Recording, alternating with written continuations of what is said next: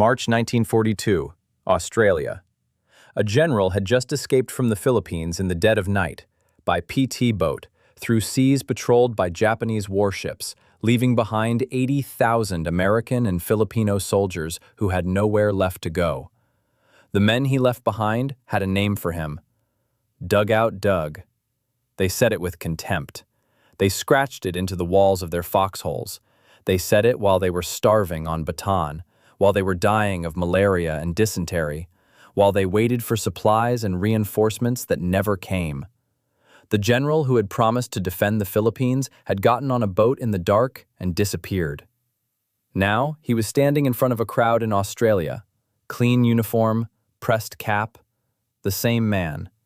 He looked at the reporters waiting for him and said exactly one thing: "I came through, and I shall return."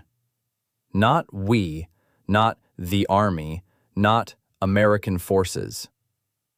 1. The White House heard it and immediately asked him to change the statement. "We shall return." That was the proper thing to say.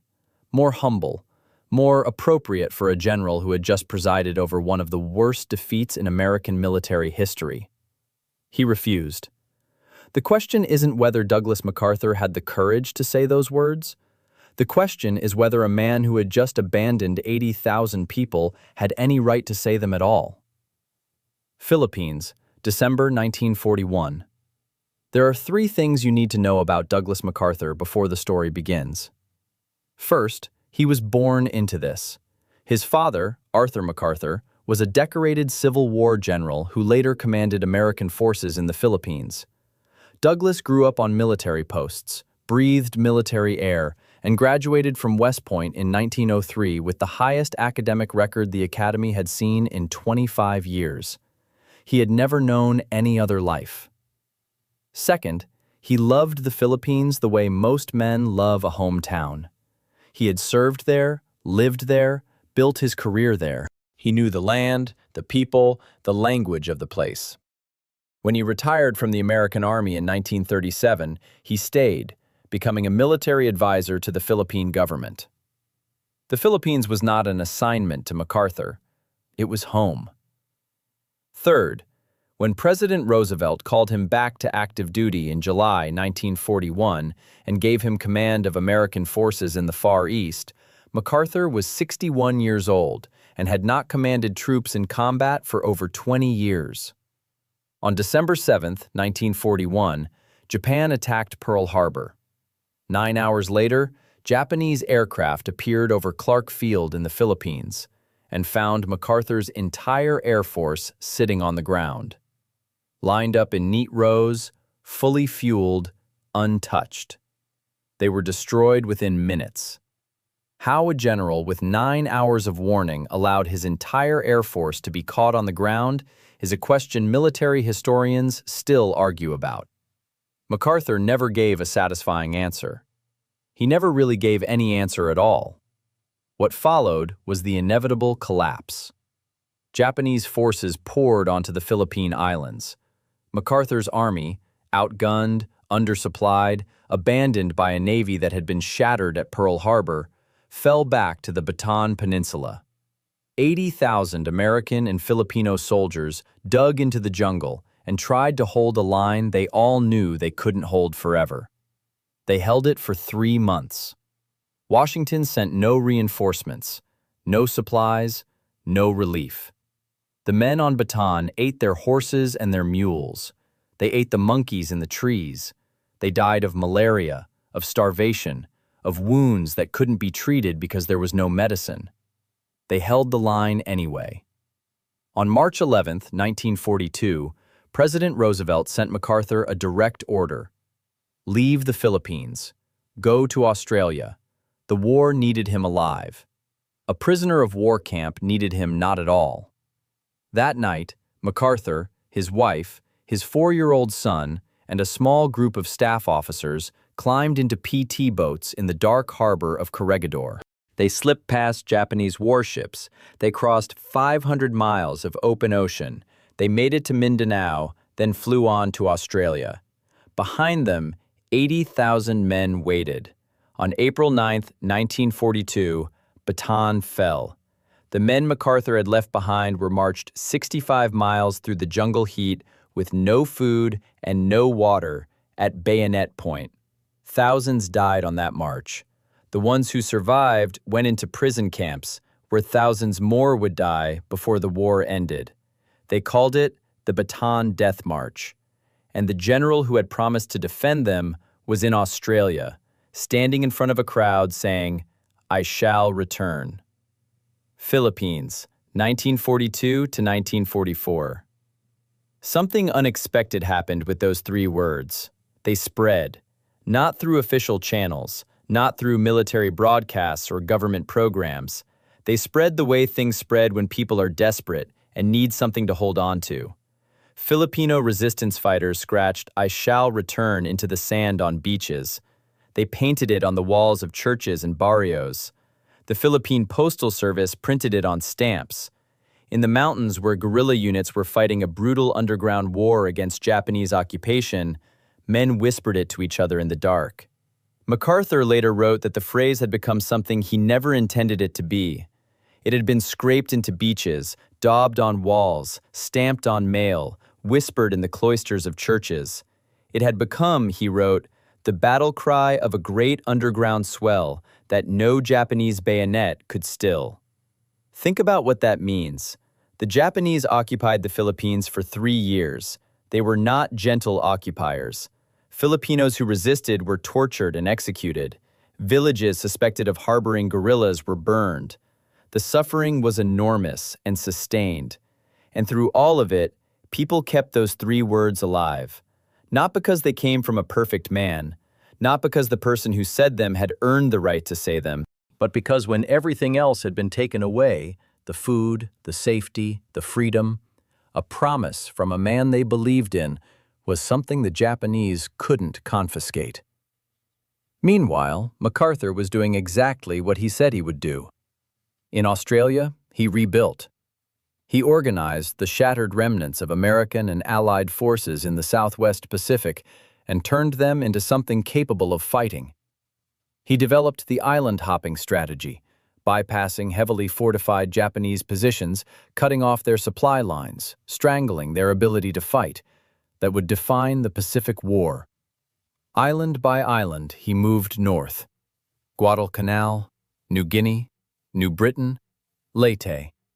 Each one a step closer to the promise he had made on a dock in Australia 2 years before. In July 1944, MacArthur sat across a table from President Roosevelt and made his case. The Joint Chiefs of Staff wanted to bypass the Philippines entirely, go straight to Formosa, cut off Japan, end the war faster. MacArthur disagreed. He argued that America had a moral obligation to the Filipino people that went beyond military strategy. He argued that abandoning them a second time would be a betrayal that no military calculation could justify. Roosevelt listened. Roosevelt agreed. The Philippines campaign was approved. October 20th, 1944. Leyte Beach. The landing craft ground to a halt in shallow water, still 20 yards from the beach. MacArthur stood up, looked at the ramp, looked at the water between the boat and the shore. He stepped off into knee-deep surf and walked. 2 years, 7 months, 12 days since he had stood on a dock in Australia and made a promise in front of reporters who didn't know whether to believe him. He walked through the water in his pressed uniform, his aviator sunglasses, the corncob pipe he had carried through the entire Pacific campaign. Behind him, the largest naval fleet ever assembled in the Pacific was anchored in the bay. Ahead of him was Philippine soil. He stepped onto the beach. A field radio had been set up.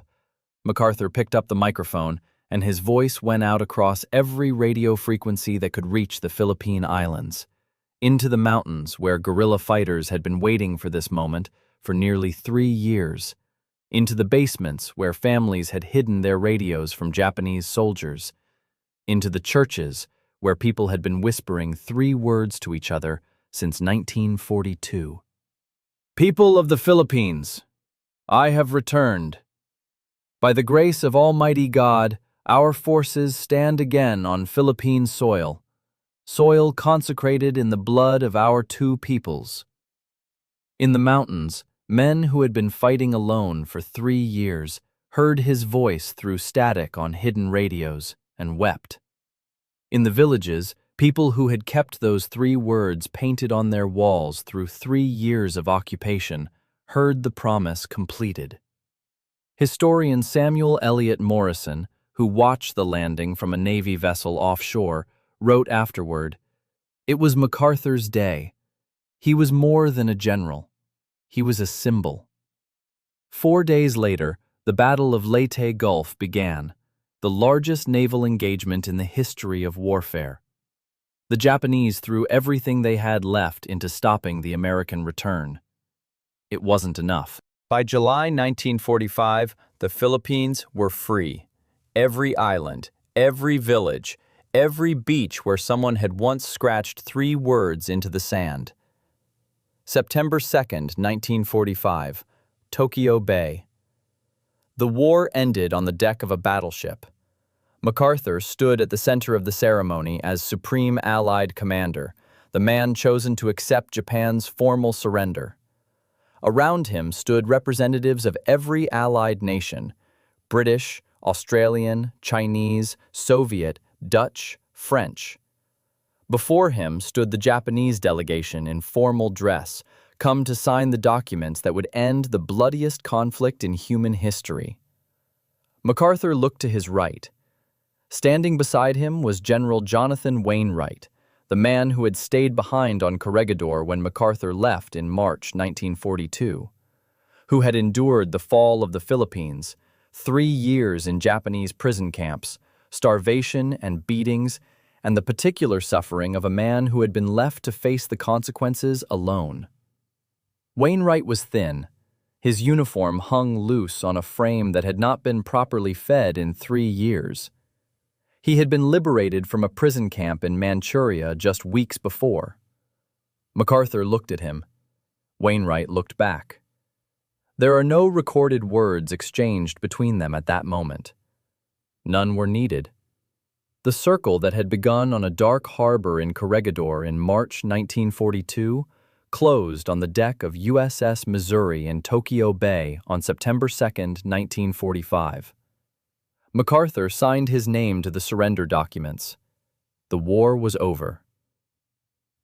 April 11th, 1951. He should have stopped there. But MacArthur was not built for stopping. When North Korea invaded South Korea in 1950, MacArthur was given command of United Nations forces, and in September of that year, he launched one of the most audacious military operations in American history. The landing at Incheon, an amphibious assault on a port with the highest tidal variations in the world, a narrow approach channel, no element of surprise, and unanimous opposition from the Joint Chiefs of Staff, who called it militarily impossible. MacArthur overruled them all. He launched the assault anyway. Within days, the entire North Korean army, which had driven American and South Korean forces into a tiny pocket at the southern tip of the peninsula, found itself cut off, its supply lines severed, its rear exposed. It collapsed. Seoul was liberated within 2 weeks. It was perhaps the single most brilliant military maneuver of his career. And then, as he always had, MacArthur went too far. He publicly disagreed with President Truman's strategy for the war. He wrote letters to Republican congressional leaders criticizing civilian leadership. He issued unauthorized ultimatums to enemy commanders. He made clear, repeatedly and publicly, that he believed the commander-in-chief was wrong. In a democracy, a general does not do that. On April 11, 1951, President Harry Truman relieved Douglas MacArthur of all commands. 52 years of military service ended by a radio announcement. MacArthur received the news and said nothing for a long moment. Then he turned to his wife and said, "Jean, we're going home." It was the first time in 14 years he had used that word about America. April 19, 1951, United States Congress. 250,000 people lined the streets of Washington to watch him pass. They were not there because they agreed with his politics or his strategy for Korea. They were there because the man in the car had waded ashore on a beach in the Philippines and kept a promise, had stood on the deck of a battleship in Tokyo Bay and ended a world war, had given 52 years of his life to a profession that asks everything from a man and gives back only the knowledge that he served. MacArthur walked to the podium before a joint session of Congress. He was 71 years old. His hair was white. The uniform he wore had been pressed for what everyone in the room understood would be the last time. He spoke for 34 minutes. He spoke about Asia, about Korea, about the importance of meeting communist aggression with strength rather than accommodation. He made his case one last time with the clarity and conviction of a man who had spent 5 decades being absolutely certain he was right. Congress interrupted him with applause 30 times. Then he paused. The room went quiet. He looked down at the podium for a moment, and when he looked back up, something in his voice had changed. The general was gone. What remained was something older and quieter. An old soldier, in the most literal sense, standing before the country he had served since before most of the people in that room were born. I am closing my 52 years of military service. When I joined the Army, even before the turn of the century, it was the fulfillment of all my boyish hopes and dreams. He paused again. The world has turned over many times since I took the oath on the plain at West Point, and the hopes and dreams have long since vanished. But I still remember the refrain of one of the most popular barrack ballads of that day, which proclaimed most proudly that old soldiers never die, they just fade away. He looked out at the chamber. And like the old soldier of that ballad, I now close my military career and just fade away. An old soldier who tried to do his duty as God gave him the light to see that duty. He gathered his papers. Goodbye. The chamber erupted. Congressmen who had been his critics rose to their feet. Men who had opposed him, disagreed with him, worked to end his career, stood up and applauded. Several were openly weeping. The following day, New York City gave him a ticker tape parade. The crowd was larger than the one that had celebrated the end of World War II. In 1962, Douglas MacArthur was 82 years old and in failing health. He knew it would be his last time. He returned to West Point, the place where everything had begun, where a young man from an Army family had arrived in 1899 with boyish hopes and dreams, and had left 4 years later with the highest academic record the institution had ever recorded. He had come back many times over the decades. This time was different. He stood before a hall full of young soldiers, men born after World War II, who had grown up in the peace that his generation had purchased for them. Men who knew his name from history books. He did not tell them about the Philippines. He did not tell them about Tokyo Bay. He did not tell them what it felt like to wade ashore on a beach and complete a promise 2.5 years in the making. He told them 3 words: duty, honor, country. Those 3 hallowed words reverently dictate what you ought to be, what you can be, what you will be. They build your basic character. They mold you for your future roles as the custodians of the nation's defense. He died 2 years later, in 1964. And the story of Douglas MacArthur, if you strip away everything else, every controversy and every triumph, every mistake and every moment of brilliance, comes down to this. A man made a promise in 1942 that he had no guarantee he could keep. He kept it. And when it was finally time to leave, he didn't pretend it hadn't cost him everything. 1942. I shall return. 1944. I have returned. 1951. Old soldiers never die.